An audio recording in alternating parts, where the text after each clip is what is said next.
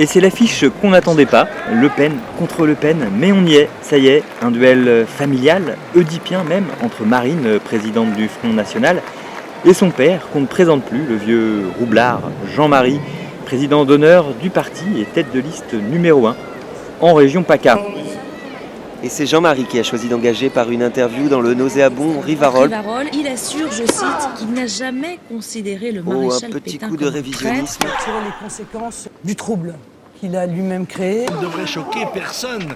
Arrêter ses responsabilités politiques. C'est pas 1 million de morts, c'est les chambres à gaz. Jean-Marie Le Pen sera convoqué devant le bureau exécutif. J'ai dit que c'était un détail de l'histoire de la guerre. Oh, le dérapage sur les chambres à gaz d'entrée de jeu. Un coup qu'il affectionne particulièrement et qui prend sa fille complètement à contre-pied là, dans sa stratégie de dénazification du FN. Marine Le Pen fait aujourd'hui l'Union nationale. Malheureusement, c'est contre son père. J'ai décidé l'ouverture Attention à la contre-attaque. d'une procédure disciplinaire Tout ça, c'est autant n'emporte le vent. que je m'opposerai à cette candidature. Je suis candidat à la présidence de la région PACA par la logique des choses. Le bureau politique votera. Marine Le Pen qui s'en remet à l'arbitrage du bureau politique. Et comme elle en fait elle-même partie, eh bien, c'est bien joué. Tactiquement, on n'est jamais si bien servi que par soi-même. D'ailleurs, elle a récemment proclamé elle-même le FN premier parti de France. Et vous pouvez voter sur cette question, FN premier parti de France, oui ou non, par SMS au 333 666. Ah mais voilà, le show du 1er mai, ça va être un moment décisif là pour les deux. Je crois qu'il a souhaité rejoindre le défilé plus loin. C'est son choix. Chacun est à sa place. Et j'ai voulu qu'aujourd'hui, ce soit les conseillers départementaux qui soient à l'honneur. C'est bien joué.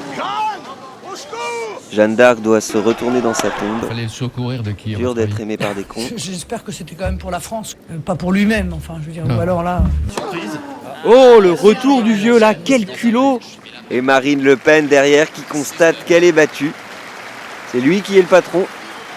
Applaudi d'ailleurs comme au temps du Reich. Et bien sûr, ovation de la foule fanatisée.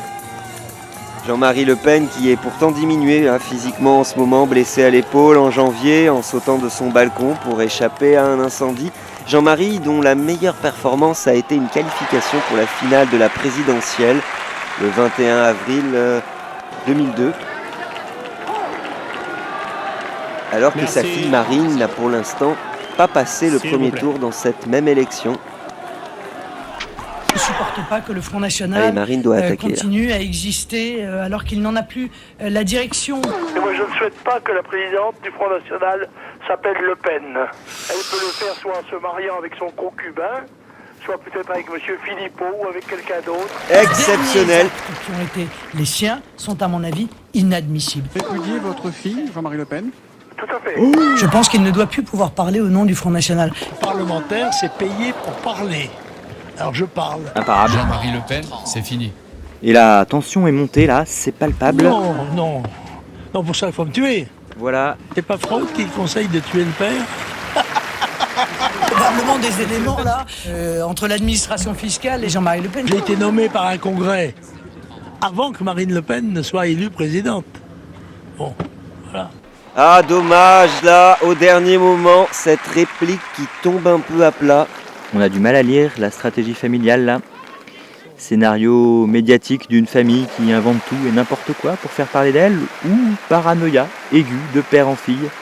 Ah oui, après la peur des étrangers, la peur des Européens, des Français normaux, de leurs amis, Maigret, Gollnisch et Philippot, ils finissent par avoir peur d'eux-mêmes. Espérons pour eux qu'ils ne se regarderont jamais dans une glace. Allez, on se retrouve après une petite pause rafraîchissement pour la suite des hostilités.